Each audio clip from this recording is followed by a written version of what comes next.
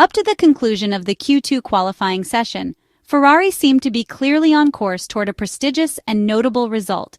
At least one of the two SF25 racing cars was virtually always positioned within the virtual front row of the grid for the start of the British GRand Prix at the Silverstone circuit.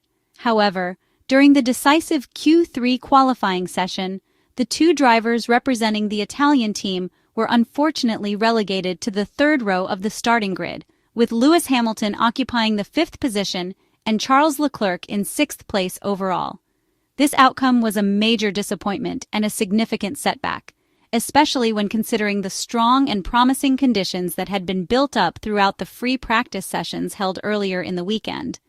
The spotlight during Q3 was dominated by Max Verstappen, who once again delivered an absolutely masterful and commanding performance, confirming his status as one of the leading figures in the championship. We had already anticipated and predicted on Friday, based on the data and observations from the free practice sessions, how the Scuderia Ferrari team could potentially benefit from certain specific characteristics of this particular racing circuit, especially with the introduction of the new floor package on the SF25 chassis. In fact, if we carefully analyze and consider the ideal lap times recorded by the individual drivers, Lewis Hamilton would have secured the second-best ideal lap time, while Charles Leclerc would have been third fastest, thereby confirming the unrealized potential and untapped performance that was evident during their final timed attempts.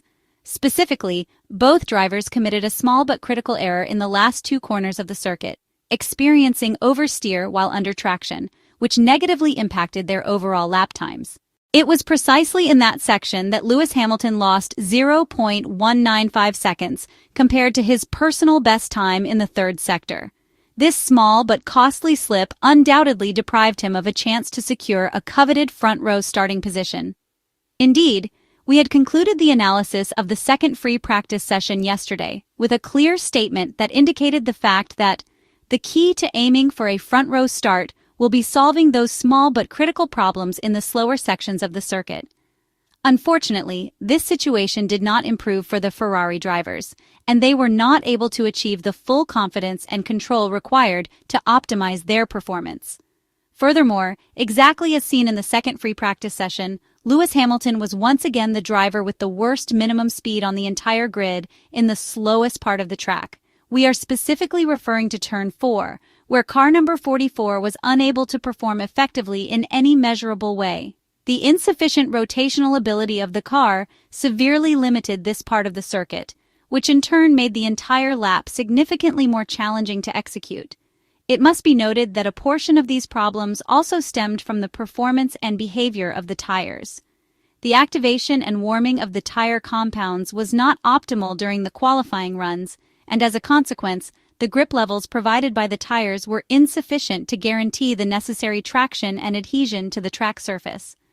Attempting to push the car multiple times and maintain control was not a feasible option because the SF25 tended to become unstable and easily lose rear-end grip.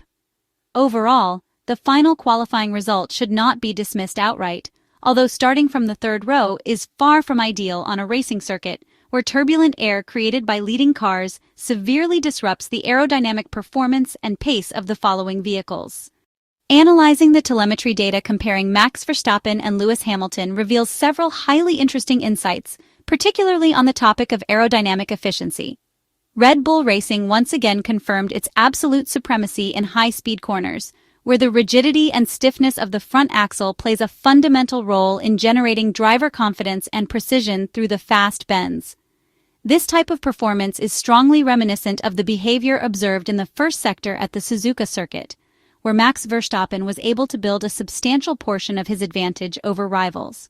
At the Silverstone circuit, this particular strength was further amplified by a clear and decisive aerodynamic setup choice.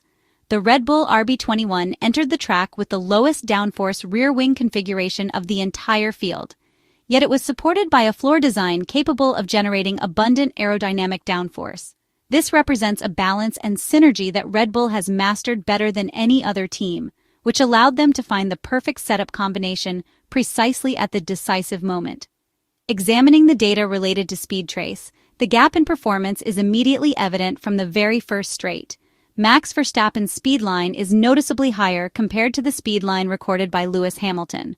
On that initial acceleration straight, Max Verstappen gains approximately 0.2 of a second over Lewis Hamilton, although this time advantage is then relinquished in the following corners.